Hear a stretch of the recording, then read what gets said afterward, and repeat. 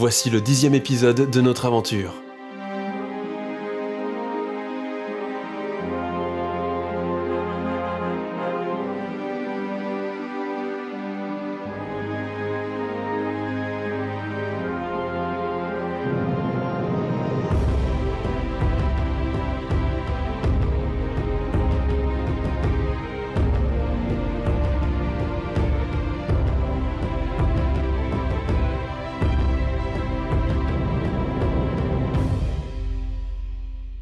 Le lendemain matin, les chasseurs de Salvor furent surpris de trouver Wikold endormi au pied d'un arbre.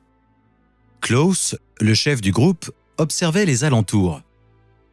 Il n'y avait aucune trace de bête ou du passage du garçon. Les chasseurs le ramenèrent chez lui, dans son lit, inconscient. Puis ils coururent avertir Ténélope, qui travaillait dans la distillerie. Klaus, de son côté, alla prévenir le chef du village, Garonne. Ce dernier arpentait tranquillement les rues de sa cité lorsque le chasseur l'interpella. « Garonne, nous avons un problème. » Le maire se retourna et attendit qu'il arrive à son niveau. Klaus était un homme imposant et faisant une tête de plus que son interlocuteur. Sa longue chevelure et sa barbe grisonnante camouflaient ses traits graves. « Parle, mon ami. Que t'arrive-t-il en cette si belle matinée ?» demanda Garonne. « Nous venons de trouver Wikold. Il était endormi au pied d'un arbre dans la forêt. Il est vivant, mais toujours inconscient. » Quelle sottise est-il encore allé inventer? Prévenez Ténélope et emmenez-le dans sa maison. Quand il se réveillera, tu le réprimanderas pour s'être éloigné du village. Non, tu ne comprends pas, Garonne. Il est parti avec Tréna, en voyage, il y a quelques jours. Et aujourd'hui, nous l'avons retrouvé seul. L'inquiétude se lut immédiatement sur le visage des deux hommes. Klaus était sûr de ces informations, car il vivait avec Altana, l'institutrice du village. Il y eut un lourd silence, puis le maire lui demanda. « Est-il blessé? Y a-t-il des traces de prédateurs ?» A priori, il n'y a pas de blessure. Il va bien. Mais il est visiblement épuisé et a besoin de repos. Il n'y avait aucune trace non plus autour de lui. Le regard tourné vers son village, Garonne réfléchissait. Klaus reprit. « Je crains qu'il n'ait eu à fuir des prédateurs. Souviens-toi de Gallois, il y a 5 ans. Il errait en état de choc dans la forêt quand nous l'avions retrouvé. Ce n'est que quelques jours après que nous avions appris que son village avait été anéanti. » Prépare tes hommes et attendez-moi dans votre cabane de chasse. Je vais voir Wikold et essayer d'en apprendre davantage. Nous devons absolument savoir quelle cité les deux garçons avaient prévu de visiter pour leur commerce. Si un des villages est en danger, nous devons l'aider. Ils se quittèrent, partant chacun de leur côté. Le maire arriva dans la chaumière de Wikold. Ténélope, prévenue, était déjà à son chevet. Garonne posa une main sur l'épaule de la jeune fille, inquiète, qui tressaillit. Il la salua. « Ma chère Ténélope, avec tes connaissances, peux-tu réveiller Wikold de son sommeil ?» Je peux essayer, mais il serait plus sage de le laisser dormir, je pense. Son esprit et son corps doivent être épuisés. Je vous préviendrai lorsqu'il ouvrira les yeux. Nous ne pouvons pas attendre plus longuement. Nous pensons que le village dans lequel ils étaient, lui et ton frère, s'est fait attaquer. Si c'est bien le cas, nous devons porter assistance aux habitants et aider Tréna. Perdue dans ses pensées et les yeux humides, Ténélope craignait le pire pour son frère. Elle acquiesça et sortit chercher des fioles dans sa distillerie. Elle revint et les posa sur le lit. Elle ajusta les coussins afin de relever le buste de son frère adoptif et apporta une bassine qu'elle posa entre les jambes du garçon. Elle ouvrit la première fiole et la fit boire lentement à Wikold. Elle versa ensuite une pâte dans sa main dont elle lui enduisit le torse et en plaça un petit morceau sous ses narines. Garonne se couvrit le visage, tant l'odeur lui brûlait la gorge. Attentive, Ténélope, elle, surveillait les traits du visage endormi. « Si avec mes élixirs il ne se réveille pas, c'est que son état est préoccupant. » dit-elle. Alors qu'il dormait, apaisé, son visage se contracta brusquement. Rapidement, de la sueur perla sur son front et des gargouillements se firent entendre. Sa peau se décolora et blanchit. « Tu es en train de le tuer !» s'alarma Garonne. « C'est vous qui vouliez que je le réveille. Laissez-moi faire !» lui rétorqua la jeune femme agacée. Soudain, les paupières du garçon s'ouvrirent. Il se tordit en deux en gémissant. « Je vais... Vomir. » finit Ténélope en apportant la bassine juste à temps. Après avoir rendu le contenu de son estomac, son visage reprit des couleurs. Ténélope lui rafraîchit le visage avec un linge humide et nettoya les zones enduites de la pâte mystérieuse et odorante. Garonne s'avança, voyant que le garçon allait mieux. « Wickold, que s'est-il passé? Peux-tu me dire où est Trena ?» Il réfléchit longuement, tout en ayant l'air perdu. « Je suis désolé, je ne me souviens pas de tout. Nous étions à Parcia? Je me rappelle juste être parti faire un tour dans la forêt. » Jeune inconscient. Soupira Garonne. Ce n'est pas le moment. Le coupa Ténélope, irrité. Je ne me souviens pas de tout. Reprit Wickold. Mon esprit est confus. J'étais perdu. J'ai vu des dragons, des flammes jaillir de leur gueule, puis une femme magnifique m'a parlé. Je me sentais bien avec elle. Elle m'a laissé seul. Était-ce un rêve? Se demanda-t-il tout bas. Le regard vide, des larmes perlaient sur ses joues. Ténélope l'enlaça pour le calmer et lui murmura des phrases pour le consoler. Garonne quitta la bâtisse et chercha Klaus. Malgré le manque de cohérence du garçon, le maire prenait son histoire au sérieux, du moins en partie. Il fit un résumé au maître chasseur, laissant de côté la présence hypothétique d'une femme et soulignant l'attaque éventuelle d'un dragon. Ils préparèrent un groupe de sauvetage. Après plusieurs heures, 4 chariots en colonne étaient à l'entrée du village, prêts à partir. Ils étaient remplis de vivres, de soins ainsi que d'habitants volontaires pour prêter secours. 9 chasseurs, dont leur chef, étaient à cheval et protégeaient le convoi. Tous étaient prêts et attendaient l'aval de Garonne pour partir. « Volontaires de Salvor, vous vous apprêtez à quitter votre foyer pour prêter assistance à la cité-mère Partia. Ce choix vous honore. Soyez vigilants et prenez garde. Le jeune Wickold a fait allusion au dragon. Nous prierons pour vous, que les dieux vous protègent. » Il salua une dernière fois les volontaires et se retira pour prier. À l'entrée du village se trouvait une pierre grossièrement taillée représentant les 5 divinités. Le maire s'agenouilla devant et rapidement, d'autres habitants le suivirent. Klaus était à la tête du convoi et le mit en route. Un chemin permettait d'atteindre Parcia en une seule journée de voyage. Le maître chasseur espérait atteindre les portes de la cité le lendemain.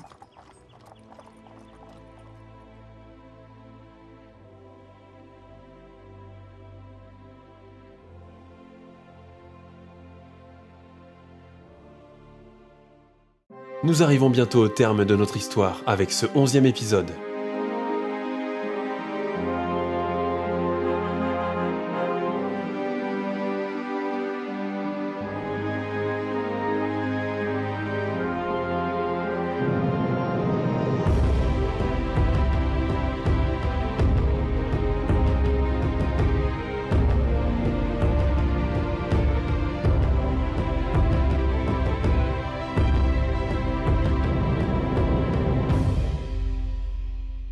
Après une nuit calme, le groupe repartit au petit matin et réussit à atteindre les portes sud de la ville quelques heures après. La surprise fut grande pour les Salvorins d'apercevoir l'entrée détruite et les murs en ruine. De nombreuses fumées s'échappaient de plusieurs habitations à l'intérieur de la cité. Malgré les dégâts, ils ne pouvaient constater l'état des rues. Klaus craignait de trouver la cité rasée et jonchée de cadavres. Il arrêta son convoi devant les portes car il était impossible pour les chariots de passer les monticules de gravats. Klaus se tourna vers son groupe. « Écoutez-moi, nous devons faire passer nos chariots dans la ville avant le coucher du soleil. Nous camperons dans ces murs. Un petit groupe m'accompagnera afin d'examiner l'état de la cité et de trouver des survivants, pendant que les autres retireront les pierres pour se frayer un chemin. » Il pointa 3 chasseurs et 2 femmes capables de prodiguer des soins. Klaus et ses hommes traversèrent ensuite les décombres et se figèrent en constatant l'état de Parcia. La cité-mère n'était plus que l'ombre d'elle-même. La majeure partie des habitations étaient détruites ou en ruine. Les flammes avaient consumé des ruelles entières. Des corps gisaient sur le sol, imbibant la terre de sang, et une odeur âcre flottait dans l'air saturé de fumée. Les 4 chasseurs bandèrent leur arc en observant des rapaces et des prédateurs jouissant d'un festin macabre. Ils longèrent prudemment plusieurs ruelles sans découvrir une once de vie. Soudain, En passant devant une habitation moins endommagée que les autres, ils rencontrèrent un homme en train de massacrer une bête. Son uniforme était ensanglanté et abîmé. Il était difficile de distinguer les armoiries de l'armée parsienne. Lorsqu'il vit le groupe, il se mit en garde et pointa son épée devant lui, encore ruisselante du sang de l'animal qu'il venait de tuer. « Qui êtes-vous ? Si vous êtes des voleurs, passez votre chemin !» s'exclama le soldat avec violence. Klaus fit signe à ses hommes de baisser leur arc et essaya d'apaiser l'homme. « Calmez-vous, mon garçon. Nous sommes des habitants de Salvor, et nous sommes là pour vous aider. Nous avons été informés d'une attaque, et nous ne pensions pas trouver la cité-mère dans cet état. » dit-il d'un air désolé. Le maître chasseur s'avança lentement vers le combattant. Il garda les mains en l'air, visibles, et évita les gestes brusques. Il s'arrêta à quelques mètres et reprit. « Je me nomme Klaus, maître chasseur. Ces 2 femmes peuvent te soigner si tu es blessé. Nous avons de la nourriture et des soins à l'entrée de la cité. Nous sommes là pour aider les survivants. » « Je suis Scianto, chef d'équipe de la garde parsienne. Nous sommes 16 dans cette bâtisse, dont certains sont gravement blessés. Certains ne survivront pas une nuit de plus sans soins. Combien êtes-vous ? Nous sommes 6 ici, mais une vingtaine de Salvorins s'activent à créer un camp aux portes de la cité. Nous avons 9 chasseurs, un médecin et plusieurs aides de soins, dont ces femmes. Le reste sont des habitants volontaires pour aider au mieux votre cité. Laissez-nous vous aider. » Le soldat tourna la tête et siffla sans pour autant baisser sa garde. 3 hommes cachés surgirent derrière Scianto, épée au fourreau mais la main sur le pommeau. Les hommes étaient prêts à se battre au moindre geste brusque. Ils avaient une tunique et un blason similaires à leurs camarades. Scianto rangea son épée tout en gardant un œil sur le groupe de Klaus. « Maître chasseur, j'espère que tu dis vrai. Nous avons déjà tué 3 vendeurs d'esclaves ce matin. J'aimerais que tes 2 guérisseuses évaluent l'état de mes blessés. » Klaus acquiesça et fit signe aux femmes de suivre les soldats. L'un des hommes de Scianto les emmenèrent dans leur repère. Les chasseurs se regroupèrent derrière leur chef pendant que les 2 hommes continuaient de discuter de la situation. « Nous sommes peu nombreux, » déplora Klaus. « Nous aurions besoin d'un maximum de combattants pour sécuriser chaque rue et trouver des survivants. » « Si vous ne m'avez pas menti, je suis votre homme. » dit Scianto, toujours sur ses gardes. « Nous portons l'emblème de la ville. Vous obtiendrez plus facilement la confiance de ses habitants si nous sommes à vos côtés. » Au bout d'une heure, les femmes ressortirent de l'auberge et l'une d'elles décrivit la situation. « Si nous n'emmenons pas ces pauvres gens maintenant, certains rencontreront la déesse Rishta bientôt. » « Je sais. » répondit Scianto d'un ton sec. « Laisse-nous te montrer notre camp. Tu décideras ensuite de ce que tu veux faire. » ajouta Klaus. Scianto accepta de les suivre et les accompagna seul. Il donna des consignes à l'un des siens et partit. Le trajet fut silencieux. En arrivant aux portes, Klaus eut l'agréable surprise de voir les chariots dans l'enceinte. Le second groupe avait monté un camp de fortune et soignait déjà des rescapés. Le maître chasseur fut surpris de trouver des Parsiens, mais il apprit que des habitants affamés avaient imploré leur aide. Scianto fut convaincu et amena son groupe pour les soigner. Il fallut attendre le lendemain pour obtenir l'aide de la caserne parsienne présente à moins d'1 jour de la cité, en contrebas de la montagne voisine. Les jours suivirent. Avec le soutien de la garde parsienne, les survivants se montrèrent désireux d'aider les moins chanceux. En 3 jours, Klaus trouva ainsi plus d'une 50aine d'habitants. D'autres villages vinrent enfin leur prêter assistance. La garnison comptait à présent une 50aine de soldats. Leur chef prit le commandement des équipes de sauvetage et tout était maintenant décidé et validé par les officiers. Klaus ainsi que les autres villages acceptèrent bien volontiers cette contrainte. Les rations apportées par les chariots des Salvorins étaient épuisées malgré les quelques gibiers chassés. Chaque jour, le nombre de survivants grandissait, alors que toutes les récoltes autour des fortifications avaient été incendiées ou détruites pendant la bataille. La plupart des animaux avaient également fui les alentours de Parsia. Klaus et Scianto reçurent l'ordre de protéger et d'évacuer environ 80 habitants vers Salvor. Il fallut une journée pour préparer les chariots et les hommes pour le voyage. Tous les volontaires de Klaus étaient heureux de partir alors que les survivants, sous la pression de Scianto, appréhendaient ce départ.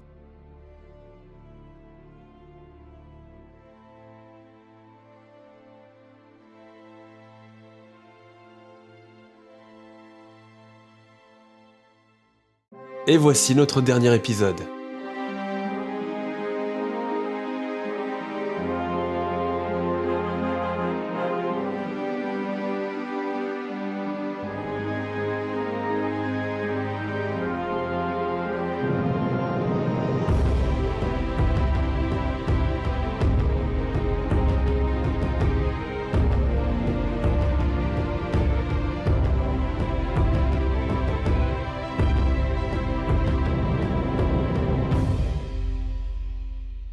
Les semaines passèrent.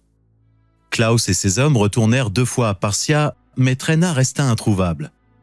Garonne avait accepté d'héberger une centaine d'habitants dans sa ville. Les récoltes avaient été abondantes, mais nourrir plus de survivants affamerait son peuple dans les mois à venir. Un incident lors du dernier convoi convainquit le maire d'arrêter toutes les recherches. Il était venu personnellement l'annoncer à Ténélope. Ma chère enfant, Klaus est rentré avec ses hommes. Ils ont été attaqués par des prédateurs. 3 d'entre eux ont été tués. Si Trena est bien vivant, il reviendra. Les mois passèrent sans aucune nouvelle de Trena. Salvor s'était agrandi afin de loger les survivants parsiens. La plupart d'entre eux avaient trouvé un emploi et reprenaient le cours de leur vie. Scianto avait rencontré la jeune distillatrice et elle lui plaisait beaucoup. Au début, le chef d'équipe montra surtout un intérêt pour la distillation et apprit énormément auprès de la jeune femme. Afin de l'aider dans la vente des produits, le garde avait troqué son armure contre un habit de marchand. Cependant, son épée ne le quittait jamais et lui avait été fort utile à 2 reprises lors de ses voyages. Lorsqu'il rentrait, il reprenait son enseignement auprès de Ténélope. L'homme ne déplaisait pas non plus à la jeune femme, qui était sensible à son charme. Wickold l'appréciait aussi et à ses côtés, il avait appris à se défendre. Il apprit ainsi le maniement de l'épée et s'améliora au tir à l'arc. Quelque temps plus tard, le jeune garçon atteignit l'âge d'homme. Comme le voulait la tradition, les jeunes adultes de 15 ans s'émancipaient et pouvaient fonder leur propre famille. Chaque année, Garonne organisait une fête dans sa bâtisse pour célébrer cette étape importante dans la vie des jeunes et les accueillir en tant que nouveaux citoyens. Cette année-là, ils étaient 6 jeunes au centre de la pièce, entourés par leur famille silencieuse. Chacun exposa devant l'assemblée son projet d'avenir. L'un deviendrait bûcheron comme son père, une autre souhaitait aider sa famille dans les champs. Quand ce fut au tour de Wickold de prendre la parole, il causa une grande surprise. Je souhaite découvrir ce monde et apprendre le moindre de ses secrets. Dans les grandes villes existent des hommes qui sillonnent notre continent afin d'en apprendre plus. Je deviendrai l'un d'entre eux. Les familles étaient dans l'incompréhension la plus totale et des murmures planaient dans toute la pièce. Ténélope était la seule à sourire, malgré la tristesse dans ses yeux. Elle s'avança vers son frère de cœur. Que les dieux te protègent dans ton voyage. Il y eut un moment d'hésitation avant que le groupe réponde en chœur. Que les dieux te protègent. Les convives applaudirent et tout le monde les félicita. Ténélope prit son frère dans ses bras. Tu seras toujours le bienvenu ici. As-tu décidé de la date de ton départ? Lui murmura-t-elle. Scianto m'a appris qu'il partait pour Albon dans 2 jours. Je pense partir avec lui. C'est un peu précipité, non? Demanda-t-elle inquiète. Promets-moi que tu reviendras nous voir.